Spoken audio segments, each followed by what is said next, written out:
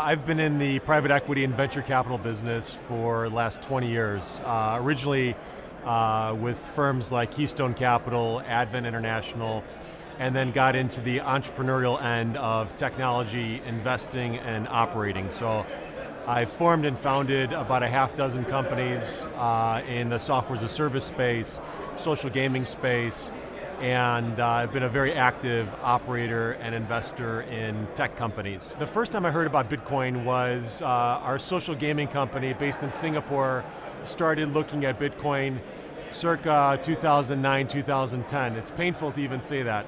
And we were keeping an eye on it and then got busy on other things and then kind of resurfaced again for me earlier this year.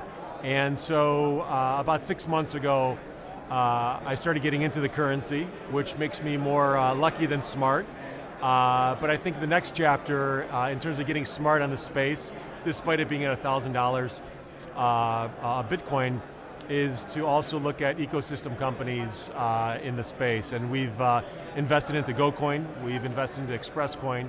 We'll probably make another handful of investments over the next couple quarters. So we're very bullish on the space.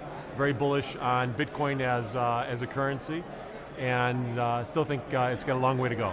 Well, what's interesting now is unlike a lot of investment areas that we participate in, I almost feel like there's somebody pressed the slow-mo button on the movie. And so we're watching this, and you have all these people at this conference. You have China buying Bitcoin en masse. At the same time, for the average guy to go on and buy Bitcoin, it's a cumbersome process. It's a scary process. You got legislative overhang. You have all these things that make the average person repel against it. They talk about it. They don't understand it. They're scared of it, and that kind of creates this like handbrake in the space where guys like me are looking at it and saying, "Well, I'm fast forwarding this movie." And I know I know how this is going to play out, or at least I'm making a bet on how it's going to play out. So I like that, and it's very uncommon. Typically, when you want to invest in a space, usually the freight train is going 100 miles an hour, and you'll be lucky to jump on it in the right way. So this has got that dynamic, and I don't see that dynamic very often.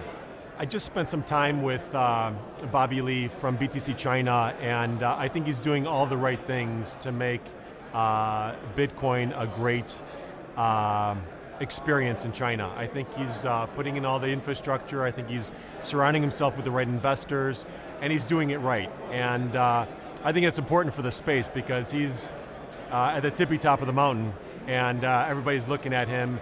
The market and the pricing is very sensitive to what's going on in China, and we're lucky to have a guy like that running the show. Extremely professional, and just a great guy. Some of the other intriguing technologies and companies, I've seen everybody looking at building platforms, looking at building insurance products surrounding this. So think about, this conversation just happened a few minutes ago. This gentleman is putting together an insurance product to insure wallets. And going back on that cumbersome, scary process, if your wallet's insured, that's going to get another wave of people to onboard onto the currency. It's going to get existing guys to say, okay, now I'm going to re-up because I feel a lot more comfortable having an insured wallet. And that's those are some of the dynamics that are going to help increase the size of this wave.